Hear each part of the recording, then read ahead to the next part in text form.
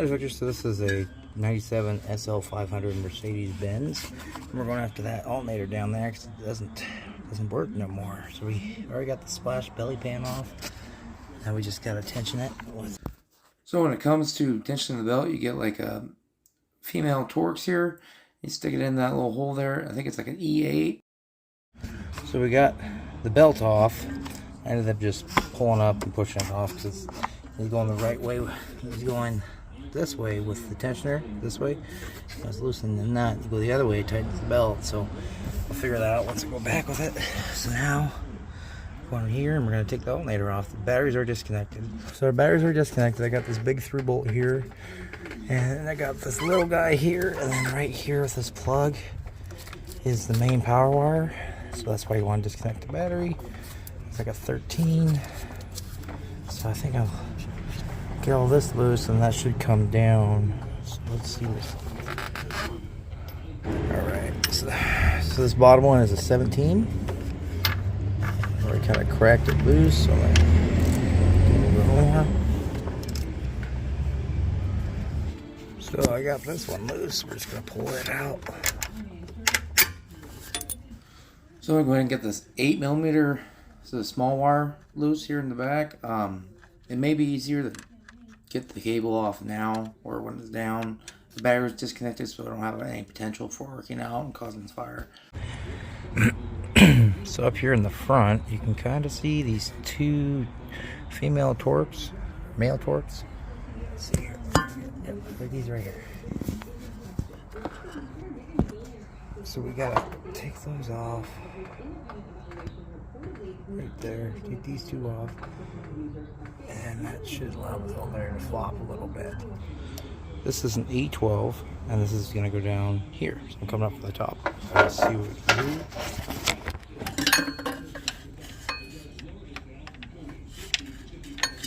See what we can do, fellers.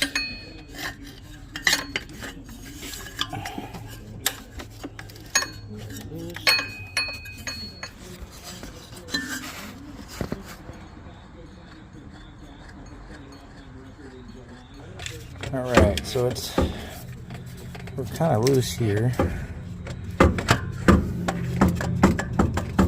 we're going to pry this out a little bit. Wherever the freaking frack stuff is.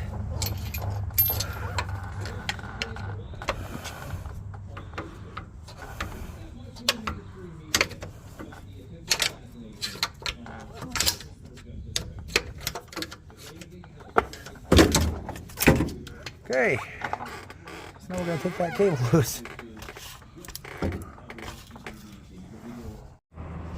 Alright, so this is a new one. This is the old one. There's options between 143 amp and 150 amp. On the side of your new one, or your old one, this is 143. And this is 143 amp from AutoZone. It was the only one they had. So everything looks the same. So we're going to put it back in.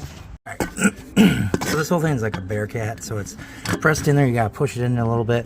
So you want to get the top one in here first, and then get this bolt started, and then you're gonna pry over on the bottom to line everything out where it should be. So now here at the bottom, we get this into place. So it's just that the top needs to be able to swing, because it has to go underneath this bracket. This bracket here, it's gotta go underneath it first because it's stuck in place with another bolt. Then unless you want to take this little bracket off, make sure you get this part in first, and then this will just follow suit. This is, gotta tighten this stuff up now. Alright, so now we're back in, we're tightening up the bottom. And then after I get this tight, or somewhat tight, I still gotta make sure the top bolt's lined up. And we'll tighten everything down, then we'll go ahead and put our stuff back on. Alright, so I'm gonna go ahead and tighten it down now.